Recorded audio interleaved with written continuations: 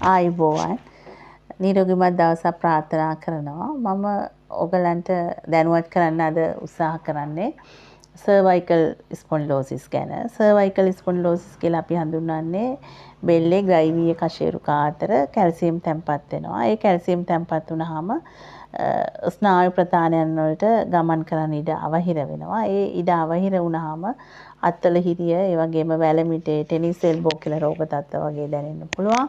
ඒ වගේම අත දිගට වේදනාව දැනෙන්න පුළුවන්.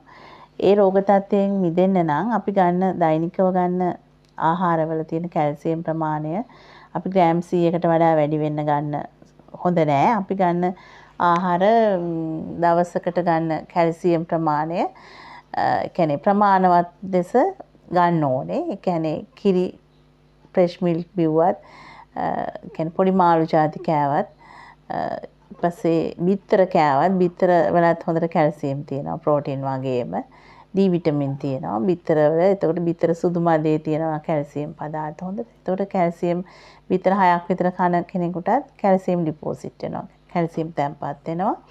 ඒ වගේම අපි ගන්න ආහාරයේ තියෙන කියන්නේ හුඟක් කියන්නේ කතරු මුරුංගා වගේ දේවල් වල තක්කලි වගේ මේ එළවලු වර්ග වල විදිහට කන්න පුළුවන්. අපිට පළතුරක් විදිහට තක්කලි කන්න පුළුවන්. තක්කලි වලත් හොඳට කැල්සියම් තියෙනවා. ඒ කැල්සියම් තියෙන ආහාර අපි ප්‍රමාණවත්ව ගන්න ඕනේ. නැත්නම් අපිට අපි ගන්න ප්‍රමාණය වැඩි වෙලා අපේ කොඳු ඇට පෙළ දිගට කියන්නේ සර්වයිකල් කියන්නේ බෙල්ලේ ග්‍රයිවීය කශේරුකා අතර, ඒ වගේම ලම්බ කශේරුකා අතර වගේ තැන්වල අපේ කැල්සියම් තැන්පත් වෙන්න පුළුවන්.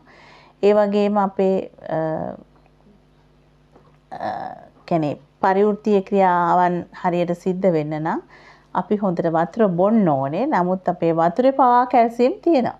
ඒ නිසා අපි ගන්න ප්‍රමාණය ප්‍රමාණවත් විදිහට කැල්සියම් තියෙන ආහාර ගත්තාම ওই තත්ත්වවලට අපිට මුහුණ පාන්න සිද්ධ වෙන්නේ නැහැ. ඒ පණිවිඩය ගෙන තමයි ඇත්තටම මම අද ඕගොල්ලන් හමුවට පැමිණියේ. ස්තුතියි.